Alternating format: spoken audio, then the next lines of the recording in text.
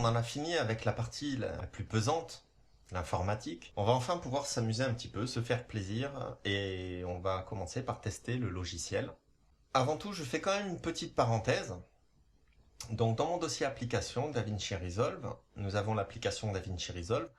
Je l'ai prise tout simplement et je l'ai glissée dans mon dock pour faire un raccourci bureau. Donc vous pouvez faire la même chose sur PC pour vous faire un raccourci sur le bureau en prenant votre application où elle se trouve dans votre système Windows et en la glissant sur le bureau afin d'avoir un raccourci bureau. Je referme la parenthèse. J'ai mis une petite vidéo que j'ai montée récemment sur le bureau pour m'en servir de test. On va aller tout de suite voir ça dans DaVinci. Donc je lance mon DaVinci Resolve.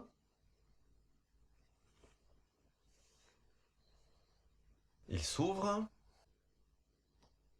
C'est parti. On arrive sur notre Project Manager.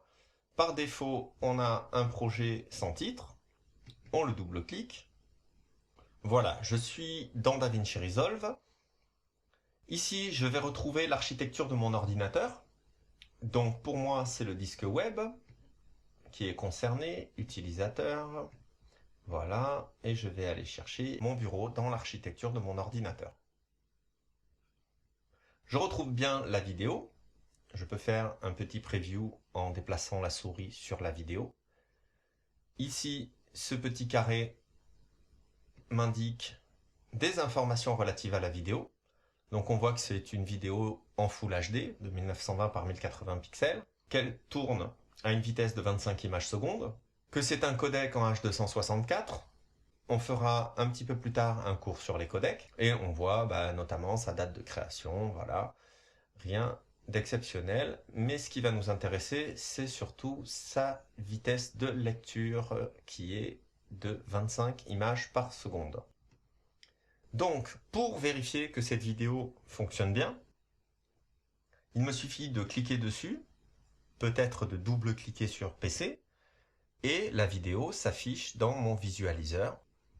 Important, on va surveiller ce petit voyant ici.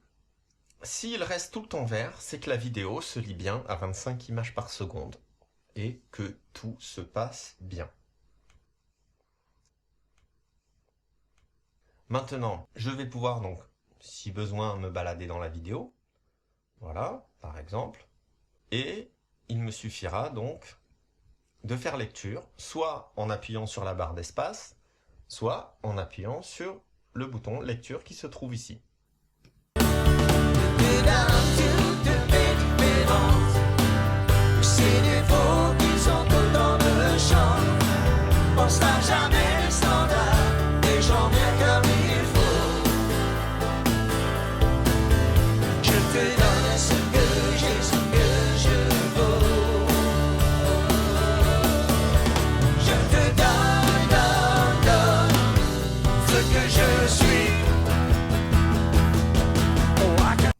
Voilà, je te donne, thème plutôt sympa pour une formation gratuite.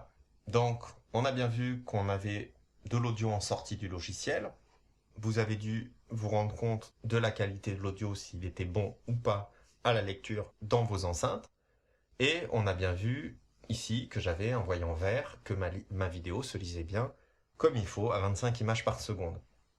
Si ce n'était pas le cas pour vous, si vous avez le moindre souci, que votre petit point vert ici soit passé de temps en temps en rouge, qu'il y ait eu des sautes de son, que la vidéo ne se lit pas de façon fluide, ou tout simplement que vous n'arrivez pas à lire la vidéo qui se trouve ici, c'est peut-être qu'elle n'est pas dans le bon format pour être pris en charge par DaVinci Resolve. Pas de souci, on va pouvoir remédier à tout ça. Attention, je tiens à préciser une petite chose, c'est que ici, on se trouve au niveau de l'ordinateur. C'est-à-dire que c'est le logiciel qui lit des choses qui sont dans l'ordinateur. Le média en question qui est ici n'est absolument pas encore importé dans DaVinci Resolve. Ce qui se passe, c'est que si je supprime ce média, il va se supprimer de l'ordinateur. Donc faites très attention, ça vous évitera de perdre la vidéo qui vous a servi de vidéo test. On touche à rien, vous faites DaVinci Resolve, quittez DaVinci Resolve, et on retrouve bien la vidéo ici, il n'y a pas de souci.